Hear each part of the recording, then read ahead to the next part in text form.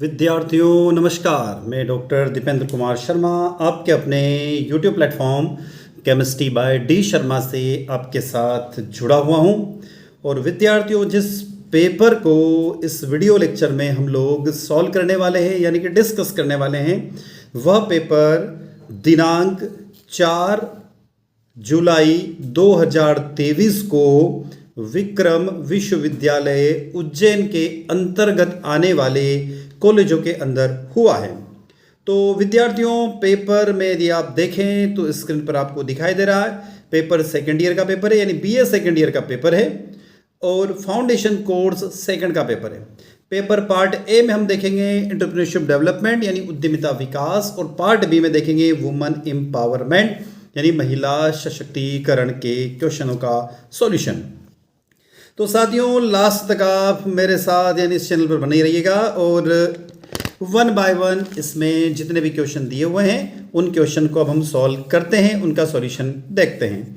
यह पेपर विक्रम विश्वविद्यालय के विद्यार्थियों के साथ साथ मध्य प्रदेश के जितने भी यूनिवर्सिटीज़ है उन यूनिवर्सिटी के यानी उन विश्वविद्यालयों के लिए भी महत्वपूर्ण साबित होगा, क्योंकि हम यदि डिस्कस करें, देखें और अध्ययन करें तो हम एक निष्कर्ष निकलता है कि जितने भी क्वेश्चन पेपर सभी यूनिवर्सिटी के अंदर द्वितीय वर्ष के देखे गए हैं या आए हैं, उनमें एक निष्कर्ष निकल कर आया है कि लगभग 20 से 30% क्वेश्चन मैच होते हैं।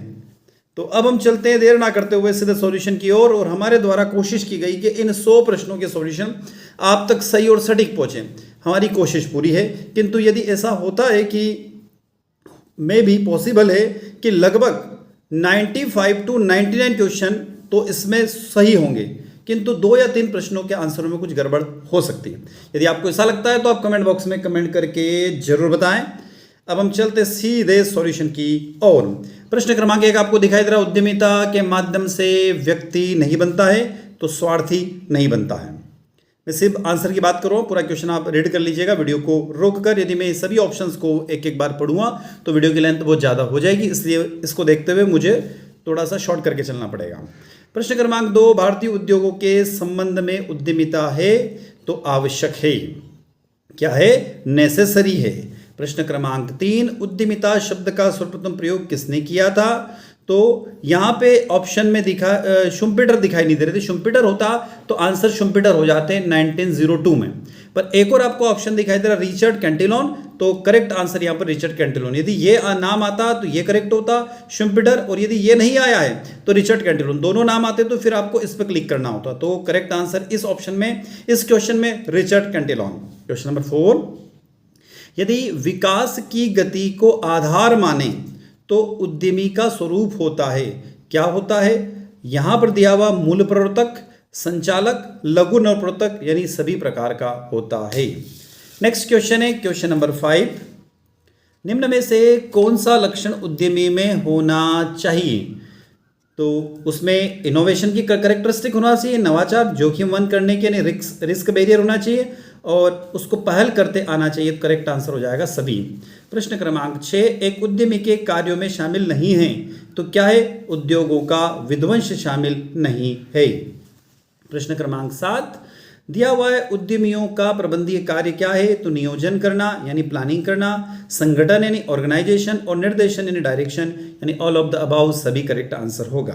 प्रश्न क्रमांक 8, उद्यमी की विशेषता नहीं है तो उद्यमी की विशेषता क्या नहीं है? वो अवसरवादी होता है, बिल्कुल, वो पेशेवर होता है और वो साहसी होता है यानी प्रोफेशनल होगा, रिस्क टेकर होगा और अपॉर्चुनिटीज होगा, यानी वो करप्ट नहीं होगा यानी कि भ्रष्ट नहीं होगा।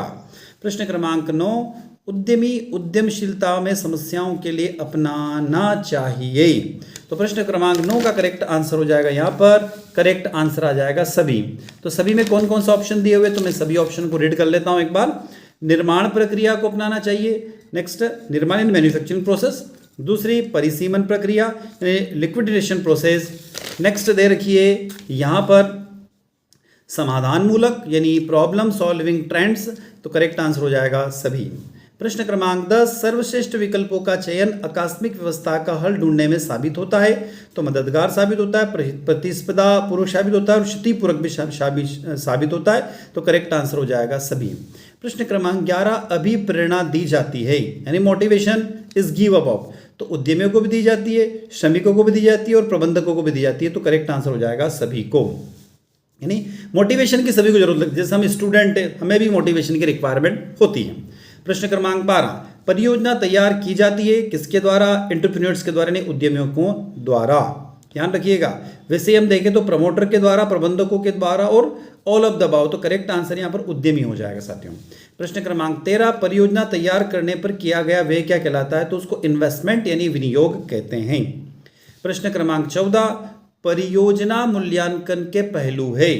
तो तकनीकी मूल्यांकन है, वित्तीय मूल्यांकन है, टेक्निकल है, फाइनेंशियल है और उसके बाद प्रबंधकीय मूल्यांकन भी शामिल है, यानी उपरोक्त सभी हो जाएगा। प्रश्न क्रमांक 15, जिला उद्योग केंद्र का कार्य क्या है? तो छोटे उद्योगों का पंजीयन करना, यानी रजिस्टर्ड स्मॉल इंडस्ट्रीज।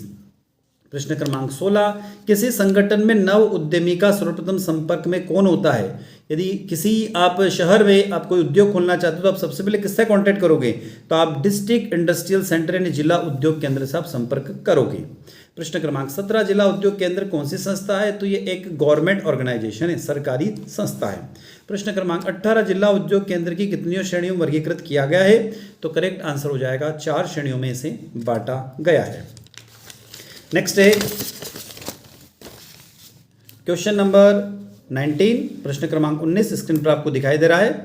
प्रश्न क्रमांक 19 कह रहा है कि मध्य प्रदेश प्रदूषण नियंत्रण बोर्ड का गठन कब किया गया? तो सितंबर 1974 में किया गया। कब किया गया साथियों? सितंबर 1974 में। उद्योग की स्थापना हेतु शासन से अत्यधिक प्रोत्साहन मिलता है तो कौन से? रूरल और बैकवर्ड एरियाज को, यानी ग्रामीण व पिछड़े क्षेत्रों को मिलता है। प्रश्न क्रमांक 21, मध्य प्रदेश खाद्य ग्रामोद्योग में कार्य क्षेत्र में कितनी इकाइयां हैं? तो प्रश्न क्रमांक 21 का जो आंसर है आप कमेंट बॉक्स में कमेंट करके बताइएगा कि इसका करेक्ट आंसर क्या है। प्रश्न क्रमांक 22, MPFC का पूरा नाम क्या है? तो इसका पूरा नाम है मध्य प्रदेश फाइनेंस कॉर्पोरेशन, यानी मध्य प्रदेश वित्त निगम। प्रश्न क्रमांक 23, बैंक निम्न में से किस मद पर ऋण देता है? यानी बैंक किस प्रकार से आपको ऋण प्रदान कर सकता है? तो यदि प्लांट के ऊपर, मशीनरी के ऊपर, भूमि और भवन के ऊपर भी ऋण देता है और कार्यशील पूंजी के ऊपर भी ऋण देता है, यानी वर्किंग कैपिटल के ऊपर भी आपको ऋण देता है, यानी कि लोन सभी पर दे सकता है। प्रश्न क्रमांक 24, महिला फोटोकॉपियर योजना के तहत कितनी मार्जिन मनी नगर निगम द्वारा सहायता के स्वरूप दी जाती है? तो लगभग 20% दी जाती है। नेक्स्ट है क्वेश्चन नंबर 25, समर्थ योजना में महिलाओं को किस प्रकार की सहायता दी जाती है? तो महिलाओं को जीवन यापन हेतु प्रशिक्षण देकर आत्मनिर्भर बनाया जाता है। 25 का करेक्ट आंसर सी। प्रश्न क्रमांक 26, अनुसूचित बैंकों के कार्य क्या है? तो निरपेक्ष स्वीकार करना, ऋण प्रदान करना और एजेंसी संबंधी कार्य, यानी उपरोक्त सभी करेक्ट आंसर हो जाएगा। क्वेश्चन नंबर 27, किन क्षेत्रों में स्थापित उपक्रम को ब्याज अनुदान दिया जाता है? तो ग्रामीण क्षेत्रों में ब्याज अनुदान दिया जाता है, जैसे पिछड़े क्षेत्रों में भी दिया जाता है और ग्रामीण क्षेत्रों में। तो करेक्ट आंसर इसका ग्रामीण हो जाएगा साथियों। नेक्स्ट क्वेश्चन 20, प्रधानमंत्री रोजगार योजना के अंतर्गत अधिकतम ऋण सीमा क्या है? तो साथियों इसमें क्वेश्चन में सुधार हो गया है, क्योंकि जो प्रधानमंत्री रोजगार योजना है उसमें 2 लाख से लगाकर 10 लाख तक का ऋण दिया जाता है। तो यहाँ पर ऐसा ऑप्शन हमें कहीं दिखाई नहीं दे रहा है, इसलिए हमने इस 2 लाख के ऑप्शन को चूज़ करेंगे, क्योंकि उसमें अलग अलग स्कीमों में रहता है। कोई स्मॉल इंडस्ट्री वाला है तो उसको अलग है, तो अलग अलग स्कीमों में अलग अलग है। तो 2 लाख से लगाकर 2 लाख से लगाकर 10 लाख तक का ऋण दिया जाता है। प्रश्न क्रमांक 29, स्वर्ण जयंती ग्राम स्वरोजगार योजना प्रारंभ की गई कब? 1999 में। दीनदयाल स्वरोजगार योजना में हितग्राहियों की उम्र क्या होना चाहिए? तो 18 से 40 वर्ष होना चाहिए। क्वेश्चन नंबर 31, रानी दुर्गावती योजना किस वर्ग के उत्थान हेतु बनाई गई थी? तो अनुसूचित जाति वर्ग, अनुसूचित जाति और जनजाति के वर्गों के लिए उत्थान के लिए बनाई गई थी। और यह योजना याद रखिएगा विद्यार्थियों 1 अप्रैल 2003 को लागू हुई। कब? 1 अप्रैल 2003 को लागू हुई। प्रश्न क्रमांक 32 की तरफ आगे हम लोग, स्क्रीन पर आपको दिखाई दे रहा प्रेरणाओं के प्रकार है। तो वित्तीय और अवित्तीय दोनों प्रकार किसके होते हैं? प्रेरणाओं के प्रकार होते हैं। प्रश्न क्रमांक 33, अनुदान कितने प्रकार के होते हैं? तो अनुदान 4 प्रकार के होते हैं। कितने? 4 प्रकार के। नेक्स्ट, प्रेरणाएं होती हैं। प्रेरणाएं क्या होती है? आर्थिक होती है। क्या होती है विद्यार्थियों? आर्थिक होती है। प्रश्न क्रमांक 35, उत्तरदायित्व, मान्यता एवं कार्य संस्कृति के प्रकार है, तो वित्तीय प्रकार भी और अवित्तीय प्रकार भी, अर्थात दोनों करेक्ट आंसर हो जाएंगे। प्रश्न क्रमांक 36, एक लेखा वर्ष के लिए वित्त की व्यवस्था को कहा जाता है, तो क्या कहा जाता है? अल्पकालीन कहा जाता है। याद रखिएगा, financial management of the one accounting year is called the अल्पकालीन। शॉर्ट टर्म बोलते हैं उसको हम लोग, एक साल के लिए जो व्यवस्था होती है तो उसको अल्पकालीन बोलते हैं। यदि 5 साल के लिए उससे ज़्यादा होगी तो उसको दीर्घकालीन कहा जाता है, याद रखिएगा। तो और मध्यकालीन का मतलब 6 महीने या 3 महीने के लिए व्यवस्था होती है, उसको मध्यकालीन कहते हैं। प्रश्न क्रमांक 37, अल्पकालीन वित्तीय स्रोत नहीं है, तो जननिष्पक्ष, व्यापारिक साख और अंश पूंजी, यानी सभी करेक्ट आंसर हो जाएगा। प्रश्न क्रमांक 38, भारतीय औद्योगिक साख एवं विनियोग निगम की स्थापना कब की गई? तो 5 जनवरी 1955 को की गई। कब की गई? 5 जनवरी 1955 को। सी आंसर करेक्ट है इसका। 39, उद्यमी का पंजीयन कराने का क्या लाभ है? तो उद्यमी को भी लाभ है, उद्यमिता को भी लाभ है और सरकार को भी लाभ है, सभी को करेक्ट आंसर हो जाएगा। क्वेश्चन नंबर 40, प्रश्न क्रमांक 40, कार्यशील पूंजी का आंतरिक स्रोत नहीं है, तो रोकी गई आय, यानी कार्यशील पूंजी जो है, यानी हम बोल सकते हैं वर्किंग कैपिटल। वर्किंग कैपिटल क्या होती है? शेयर कैपिटल भी होती है ना। उसके अलावा ऋण पत्र भी होते हैं, संचय कोष भी होते हैं, रिजर्व फंड भी होता है। यदि आपकी आय को रोक दिया गया है, रिटेन अर्निंग रोक दी जाए, तो वो कार्यशील पूंजी के अंतर्गत नहीं आती है। तो 40वें करेक्ट आंसर बी हो जाएगा। क्वेश्चन नंबर 41 स्क्रीन पर आ गया है, दिखाई दे रहा आपको। एकदम नवीन विचार को ही कहा जाता है स्टार्टअप, तो very unique ideas called startup कहते हैं उसको हम लोग। उद्यमिता निर्णय में सम्मिलित है, क्या है? व्यवसाय का प्रकार, व्यवसाय का आकार और व्यवसाय का स्थान, यानी सभी। 42 का डी। 43, स्टार्टअप की वार्षिक आय कितने करोड़ से अधिक नहीं होना चाहिए? तो यहाँ पे इस थोड़े आंसर में, इस क्वेश्चन में थोड़ा सा मामला गड़बड़े। आप एक बार इस क्वेश्चन के आंसर को चेक कर लीजिएगा। वैसे हमने जो पढ़ा है, देखा है, वहाँ पर हमें 100 करोड़ रुपए दिखा है, पर आप एक बार इस क्वेश्चन को कंफर्म कर लीजिएगा। 44वां क्वेश्चन, महिलाओं की औसत कार्य घंटे पुरुषों की अपेक्षा लगभग कितने घंटे अधिक हैं?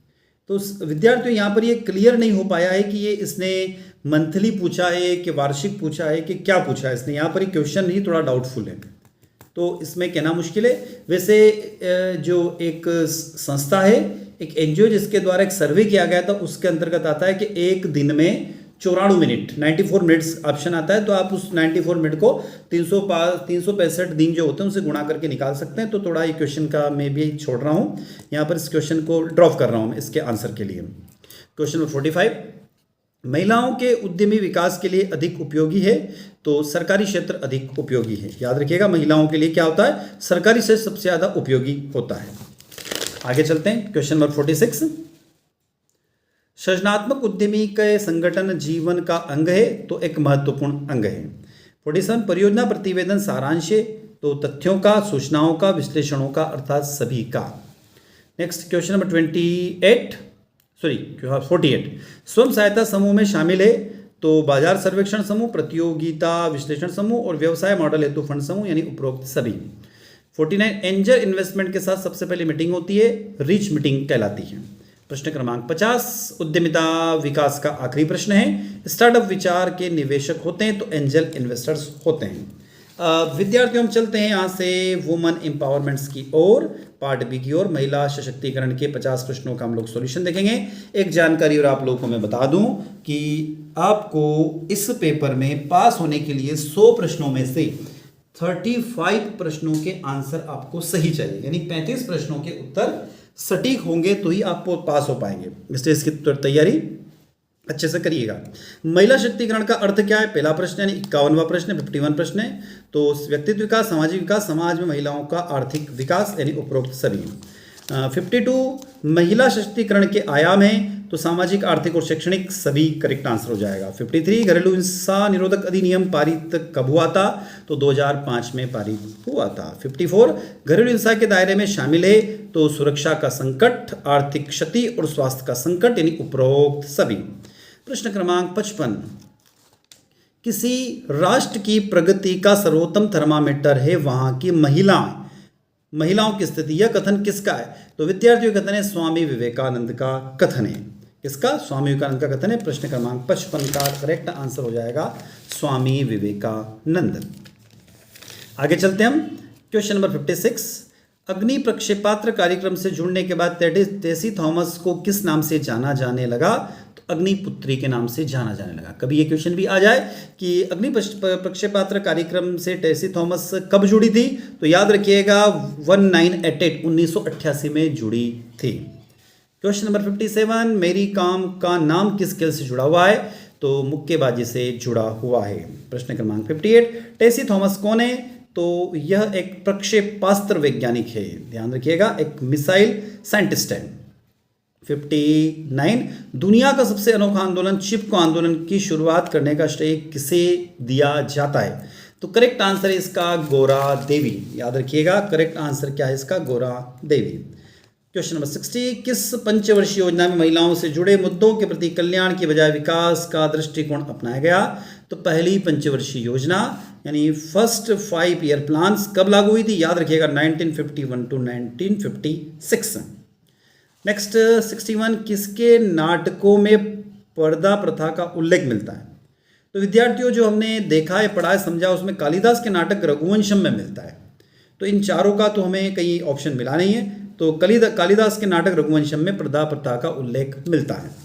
इन चारों ऑप्शन में से मैं किसी के साथ अभी नहीं जाऊंगा। यदि आपको आंसर इसका एग्जैक्ट कहीं मिलता है तो आप कमेंट बॉक्स में कमेंट करके अवश्य बताएं क्वेश्चन नंबर 61 का आंसर। नेक्स्ट 62, सावित्रीबाई फुले का जन्म किस राज्य में हुआ? तो महाराष्ट्र में हुआ, याद रखिएगा साथियों, कहाँ पर हुआ? महाराष्ट्र में हुआ। नेक्स्ट 63, समाज में भारतीय महिलाओं की स्थिति किस काल के दौरान अधिक गिरावट आई? तो मध्ययुगीन काल के दौरान ज़्यादा गिरावट आई।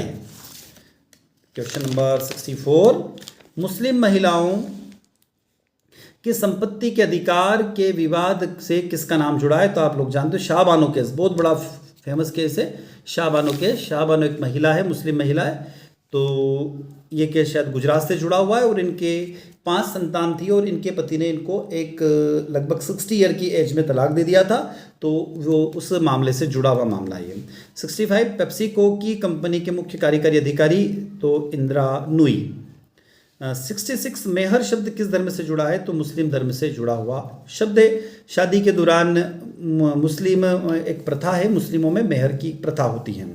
67, IPU की रिपोर्ट 2015 के मुताबिक महिलाएं जनप्रतिनिधियों के संदर्भ में वैश्विक स्तर पर भारत का कौन सा स्थान है? तो 103वां स्थान है। कौन सा? 103वां। नेक्स्ट क्वेश्चन 68, सहभागिता का अर्थ क्या है? तो आप लोग जानते हैं कोलिब्रेशन का मीन्स क्या होता है। तो यहाँ पर जो ऑप्शन दिया उसमें करेक्ट आंसर होता है किसी भी कार्य में एक भाग या कुछ भाग को बांटना, the distribution of part some things in any work. Question number 69, Rani Ahilyabai किस राज्य की राजधानी थी? तो मालवा की। वैसे तो इंदौर का नाम आता है, पर मालवा जो मालवा राज्य की रानी थी। होलकर वंश की मालवा राज्य की रानी थी, याद रखिएगा, होलकर वंश की मालवा राज्य की रानी थी। 70 क्वेश्चन, प्रश्न क्रमांक 70, 5वीं पंचवर्षीय योजना किस वर्ष लागू हुई? 1974 से 1978 के बीच में। 71 क्वेश्चन, भारतीय तलाक संशोधन अधिनियम कब से प्रभावी हुआ? तो इन चारों ऑप्शन में यदि हम लोग देखें तो 3 अक्टूबर 2001 करेक्ट आंसर है। सॉरी 3 अक्टूबर 2001 करेक्ट आंसर है। यदि इन ऑप्शन के अलावा यदि ये एक और ऑप्शन यदि आपको दिखाई देता 1 अगस्त 2019 तो फिर करेक्ट आंसर ये हो जाता, याद रखिएगा। अब यहाँ भी संशोधन हुआ है और यहाँ भी संशोधन हुआ है। 3 अक्टूबर 2001 को भी संशोधन हुआ और 1 अगस्त 2019 को भी संशोधन हुआ है। 72, किस युग में पति की मृत्यु के उपरांत पत्नी पुनर्विवाह कर सकती थी? तो इसका करेक्ट आंसर जो हमें मिला है, हमने पढ़ा है, उसमें वैदिक तथा उत्तर वैदिक युग मिला है। यदि इसका सटीक उत्तर इसके अलावा कुछ हो तो आप कमेंट बॉक्स में कमेंट करके बताइएगा।